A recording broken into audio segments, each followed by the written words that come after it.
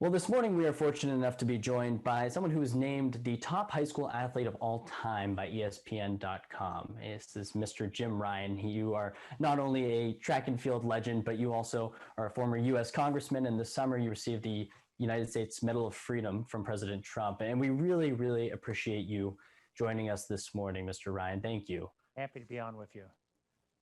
I want to ask you about your running career first. What ultimately is your relationship with running now compared to maybe when you were in your 20s and 30s?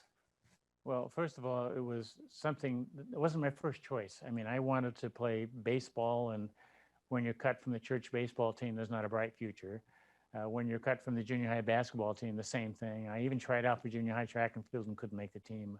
And then 2 years later, I made my first team as a cross-country runner, and then on my first Olympic team. And I attribute that to a simple prayer as a young boy growing up: dear God, look at my life, it's not going well, and I would appreciate your help. If you could show up in sports, I'd like that.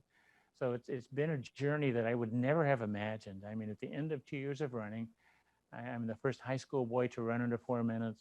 At the end of those 2 years, I was on my first Olympic team, 1964 Tokyo Olympics. And so there are many wonderful and rich experiences that came from all of that. My running now is primarily almost a shuffle. I still like to run, but it's much, much slower. And yet I have all those wonderful experiences to reflect upon.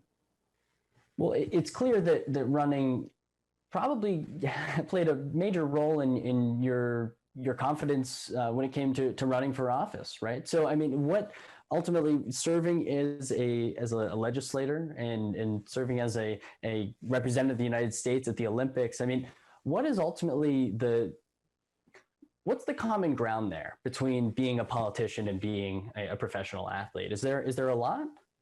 Well, there are some similarities in the sense that I had a wonderful coach who taught me to establish goals and good discipline along the way. And those were attributes that transferred well from the athletics to serving in Congress. And I'm grateful for that. What role of social distancing and I mean, just in this world of COVID-19 right now, I mean, how do you think that state athletic associations and conferences should be approaching the keeping kids safe and keeping their families safe while also providing these opportunities that, like in your case, created a lifetime career?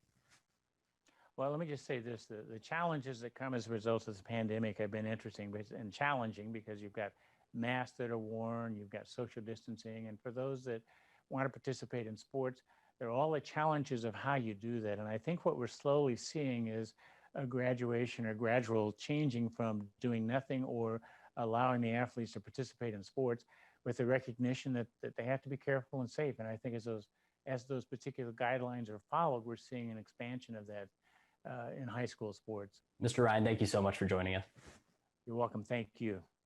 Appreciate it. We'll be right back after this.